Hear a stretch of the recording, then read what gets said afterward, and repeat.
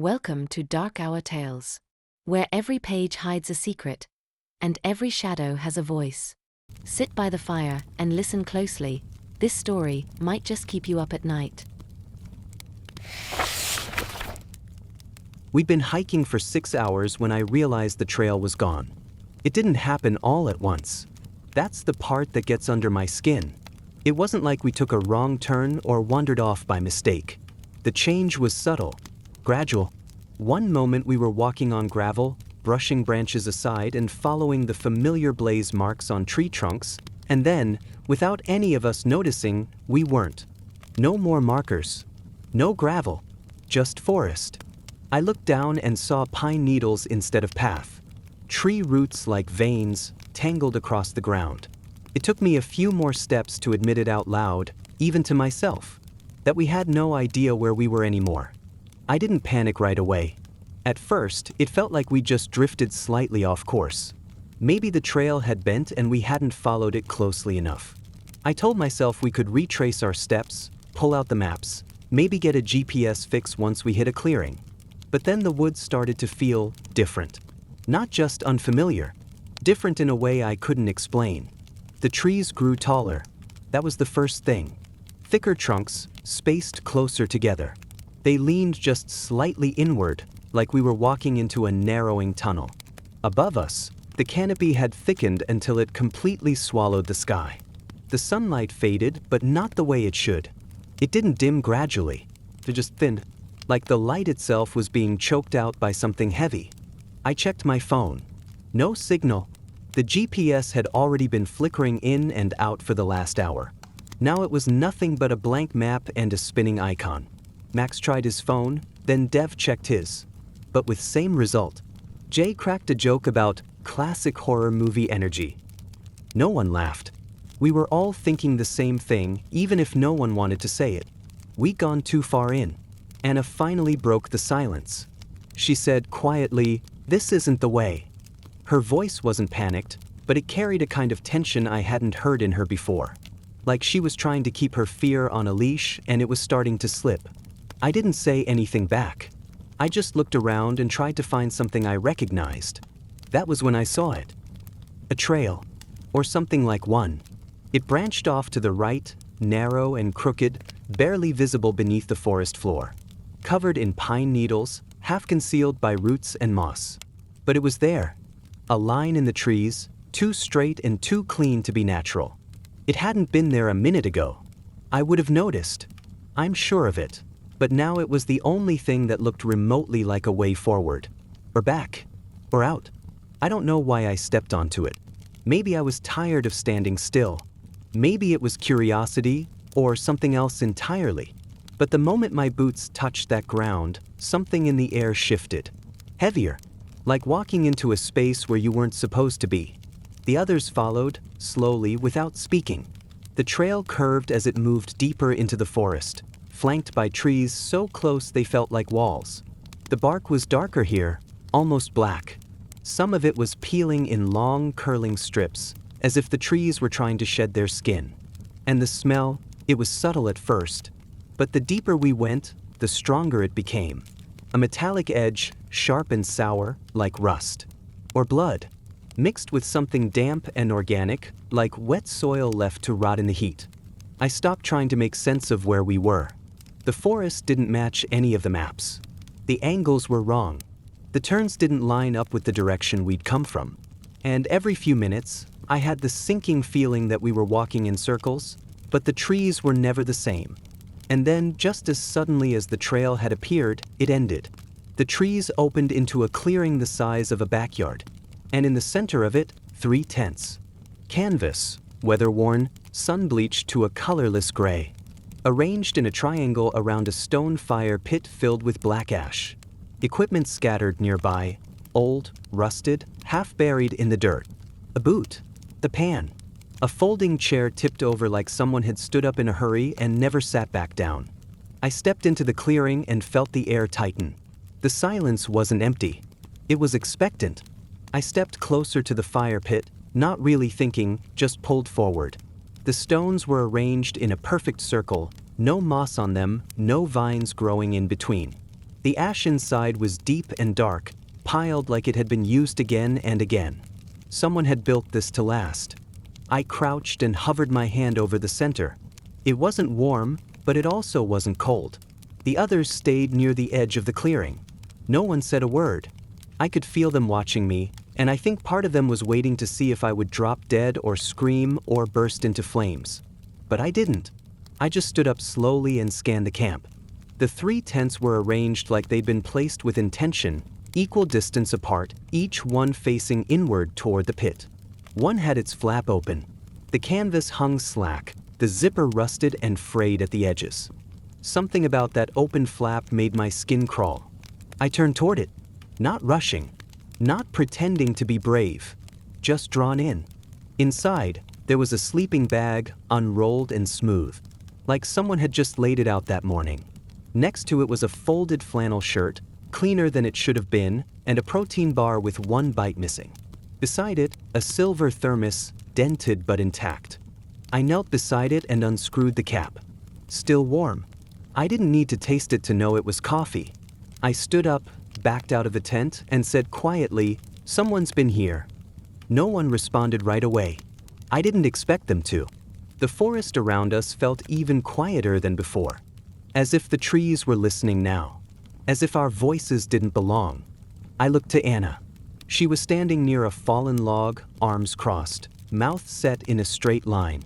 She met my eyes and gave the slightest shake of her head. Not fear exactly, just refusal. She didn't want to understand what this meant. The others were still in their own heads, trying to line this place up with something that made sense. Maybe it was an old hunting site or a ranger post. But even those explanations felt thin. No overgrowth. No trash blown around. Not even the sounds of animals. Just quiet. Too quiet. Then I saw it. A second trail. At the edge of the clearing, opposite from where we'd entered, another path curved into the trees. Narrower than the one we came in on, but less defined. It hadn't been there when we arrived. I was sure of that. I would have noticed. It wasn't just the trail that was strange. It was the way it appeared, like it had been waiting until we were deep enough in, close enough, committed. I didn't want to look at it for too long. Something about that dark slit between the trees felt off, like it wasn't part of the forest at all, but something pretending to be. Anna saw it too. She walked over to me, slowly, her voice barely above a whisper. "We shouldn't be here." I nodded. My mouth was dry. I could taste the metal in the air. Dev was the first to speak louder than a whisper. He pointed toward the new trail and said maybe it led out. Maybe it was a shortcut to another fire road or an old ranger station. He didn't sound convinced. Not even a little. But I knew why he said it. Because standing still felt worse. Because none of us wanted to admit we were trapped. And because, in that moment, action felt safer than uncertainty. Max agreed. Jay too. The 3 of them started moving toward the second path, saying they'd scout ahead and come back if it didn't go anywhere. I didn't move. Neither did Anna. Rob looked torn, glancing between both groups, but in the end he stayed with us. I don't know if he was too afraid to go or too afraid to be alone. We watched the others disappear between the trees, 3 figures swallowed in seconds. No sound of footsteps. No voices calling back, just silence. Then they were gone. And I had this deep, low sensation in my gut, like the ground itself had shifted, like a door had closed behind them. We waited for a long time, but nothing. Anna sat on a rock, elbows on her knees, staring at the dirt. Rob paced in slow, tight circles, muttering to himself, though I couldn't make out the words. I stood at the edge of the camp, eyes on the second path, trying to convince myself I'd hear them before I saw them. But I never heard anything. Only the forest, the stillness. And then, just on the edge of the clearing, behind the trees, too deep to see clearly, I heard breathing. At first I thought it was wind, that low, dragging sound from just past the tree line. But there was no breeze, not even a twitch in the leaves. The air was dead still. I held my breath to listen closer, and that's when I heard it again. Breathing. Not mine. Not Anna's. Not Rob's. Something else. Slow and deep. I couldn't see anything through the trees, just layers of trunks and shadow. But the sound was real. It was just standing there, watching, breathing. I didn't move. My legs felt anchored, like any sudden motion would draw it closer. Anna looked up, eyes finding mine. She didn't ask what I was hearing.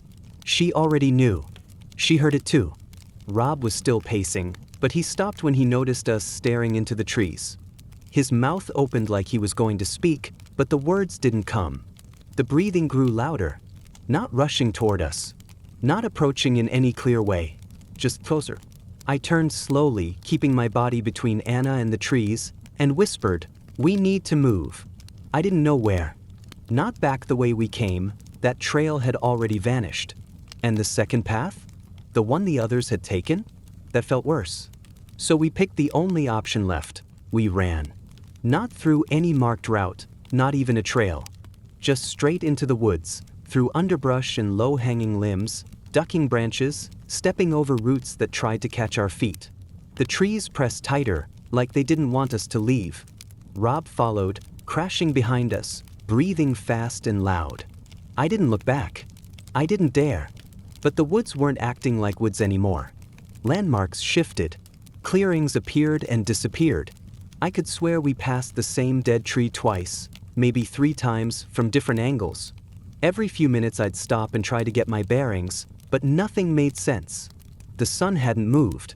The shadows hadn't changed. Time felt bent. Anna collapsed against a tree, hands on her knees, gasping. Her skin looked gray. Her lips were cracked. Rob was a few steps behind, muttering again, louder now. Not full sentences. Just fragments. "This place isn't real. It's a loop. We're not supposed to be here."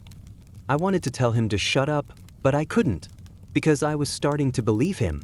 I pulled out my phone again just to do something. Still dead. No signal, no power.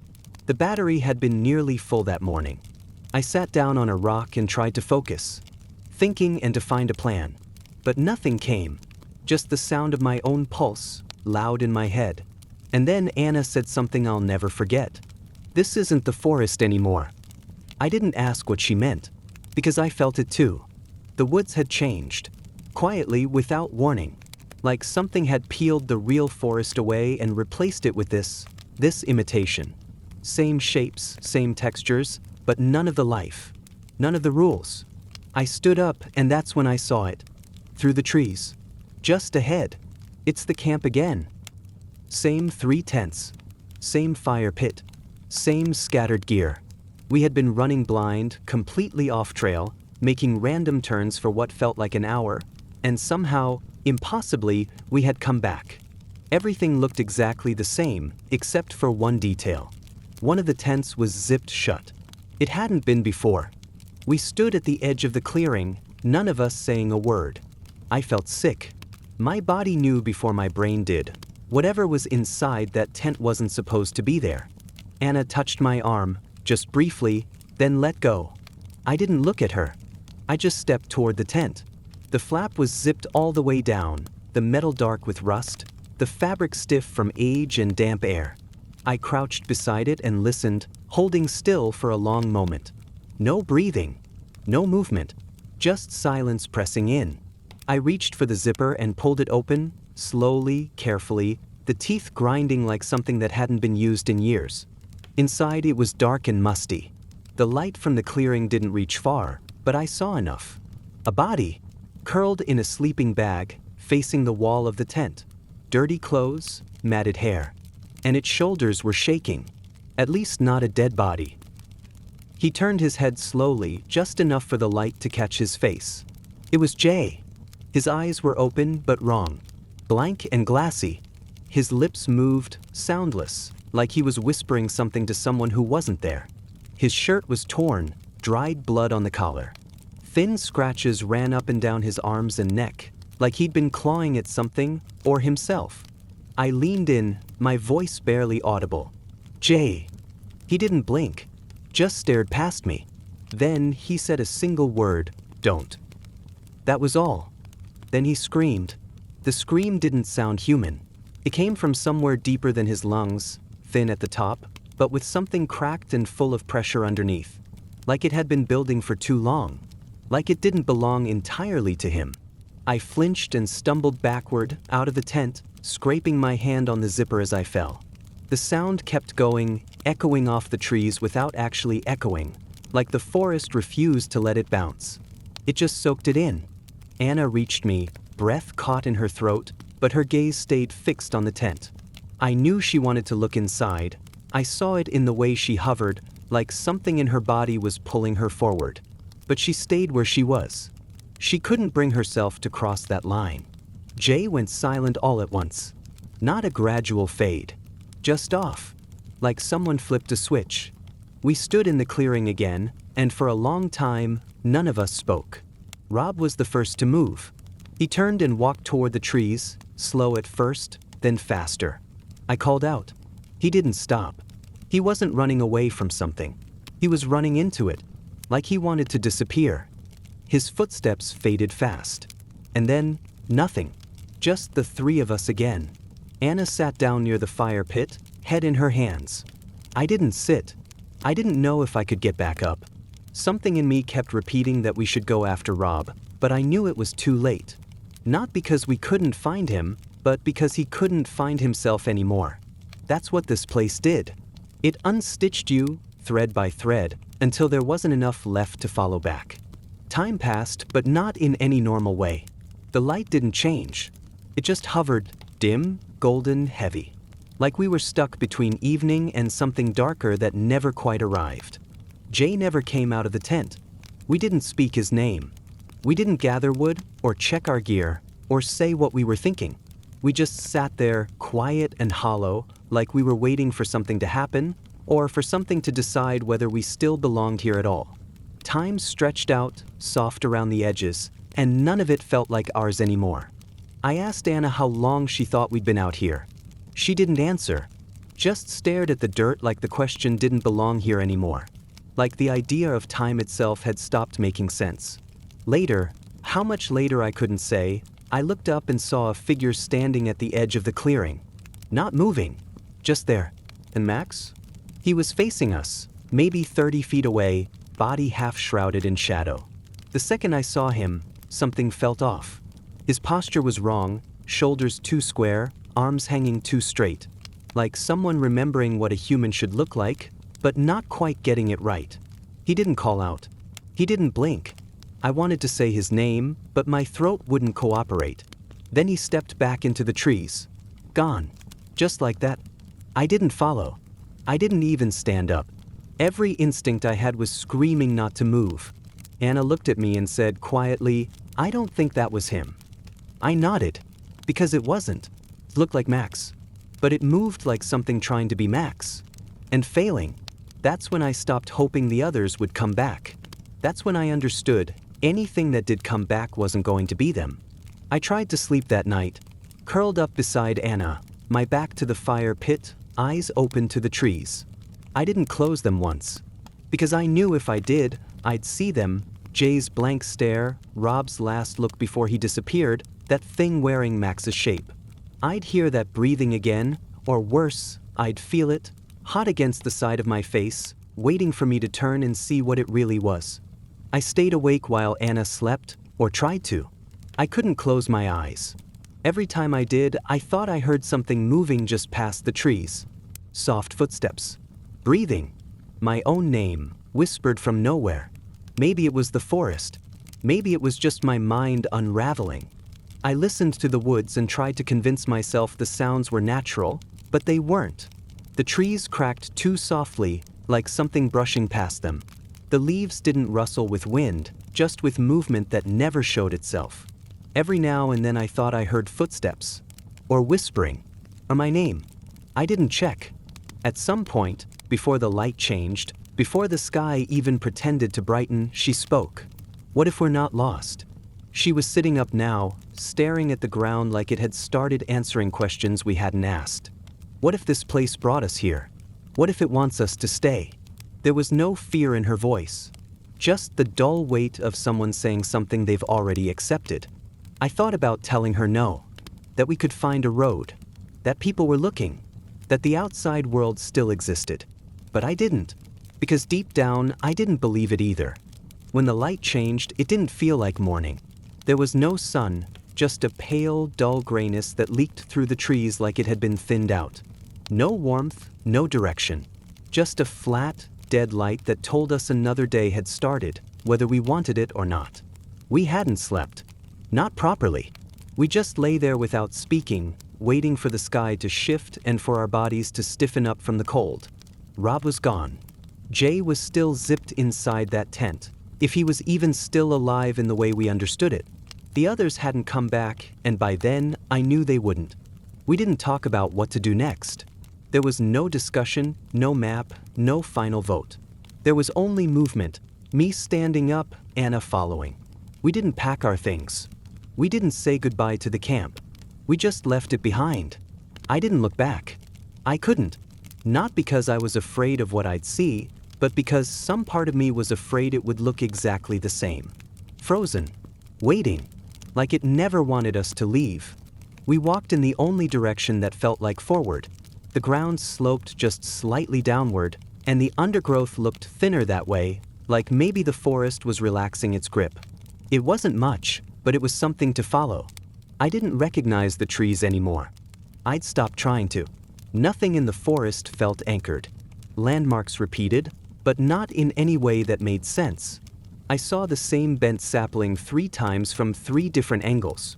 A rock formation we passed 2 hours earlier sat on the opposite side now. And the light, if you could call it that, never changed. The day didn't unfold. It just held there, suspended in that washed-out gray. Anna didn't say much. Her breathing stayed shallow, eyes mostly on the ground. We didn't ask each other how we were doing. We already knew. Just getting one foot in front of the other was a kind of victory.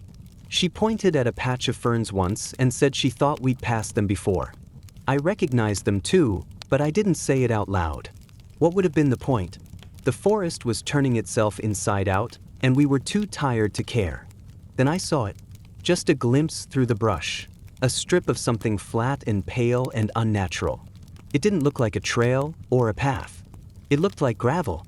Man-made. I pushed forward without thinking, pulling branches out of the way. Anna stayed close behind. We came through the trees and stepped out onto a forgotten road, narrow, broken, overgrown at the edges, but real. The stillness shifted. Not completely, but enough to feel it. The woods behind us seemed darker now, like they were pulling inward, reclaiming space. But out here, the air tasted different. Cleaner. We kept walking. Maybe 20 minutes later, we heard the sound of a truck in the distance. Faint, then closer, then unmistakable. We flagged it down. The driver was an older guy, face sunburned, hat stained with sweat. He looked surprised to see us.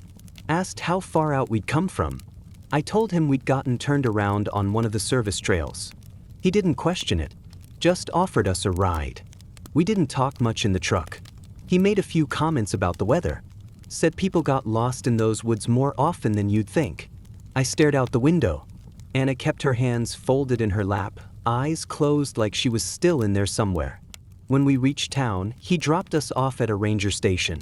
We gave our statements, reported the missing, told them where we'd started, where we thought we'd gone, what we remembered. They launched a full search effort, drones, dogs, volunteers, even helicopters. Nothing turned up. No camp, no tents, no signs of life. Not from Jay, Rob, Max or Dev. The GPS logs from our phones were blank, glitched, corrupted, like we'd walked off the edge of the world and come back with our footprints erased. Anna stopped taking the calls. I stopped answering the follow-up interviews. There wasn't anything left to say. The others were marked as missing, and then, eventually, presumed dead. Families reached out. Dev's parents left me a voicemail once, but I couldn't bring myself to listen to it. Anna moved across the country. Max's number stopped working. I haven't heard from anyone since. Some nights I still hear breathing. Not through the walls, not under the floor, in the room. Low and slow and patient. Like whatever was in those woods found a way to follow me back. I wake up with the smell of pine stuck in my nose, or the feeling of wet moss clinging to my hands. I keep telling myself it's just dreams. But one morning, I found something on my bedroom floor. A single pine needle. Still green. And I haven't been back in the woods since. Some stories don't end when they're over. They follow you. If this one stayed with you, let me know in the comments. And if you want more true horror told the way it should be, subscribe to Dark Hour Tales. New stories drop soon. You do not want to miss what is coming.